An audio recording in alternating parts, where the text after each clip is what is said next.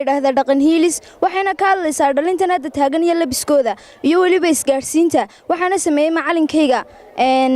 Xuseen Axmed Jaamac Janaale isagoo arinta ka damqaday ayaa waxa uu yiri maasadaydu dhaqankaysahan iyo gaboodiyo dhufays iyo u tahay hiil marna waa tusaaliyo toosin iyo wax sheego tubta waxay tusaysaa dhalinta isqaawinta darajada u haysto dhaqan hiilis weeyaan waxa aan sidaa gabay saakiya wixii dambe ruuxii dhagaysta aan isleeyay uu hagi waxa aan sidaa gabay diintii islaamka iyo Soomaali dhaqankeed ee gumaystihii Yurub duulaan ku soo raray uga hiilis leeyahay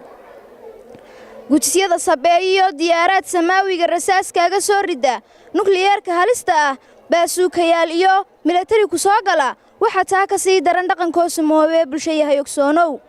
filimada siloone saacadaha habeenkii sagaalada soconaya sama looma keenin laac la isku dhigay waa gumaysi ugubo casri looma talaye yaan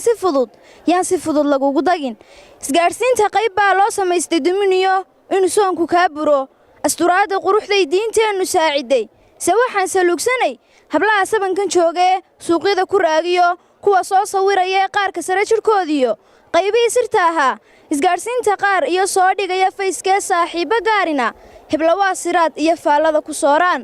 ilbaxnimada sabankani siloona qaraara siliskii hablaha iyo sadkii dumar lahaan jiray rag baa saaka qaato luquntooda soo suray waalidow barbaartaas adiga mas'uule markuu tooso subaxii mariyuu ku labistiyo saaxiibku raaciyo markuu soo hoyanayaba waa inaad su'aasha mar haddaad islaam tahay adaa kaba sareeye iska dhigidda ruux kale sama lagama gaadhe wax kastoo aad ka aragtaan satellite-ka reer Yurub saaxiib ha qaadanin ya tusaale ku noqon hortayaad la socotaa yuu tusaale ku noqon nin islaamka kula nacab yuu tusaale ku noqon ruux salaada kaba tagay yuu tusaale ku noqon nin surwaal ka dhacaya Soomaali baa tahay dhaqan suubanaa tahay ruux islaam baa tahay Ingiriis docdiisiyo Singapore umaad dhalan sanamaba wadaagtaan insigiyo junuudaba sabab loo abuuriyo su'aalaha sugaayay ku sugnaw kitaabkiyo dariiqii islaamka sunnahana hageesmarin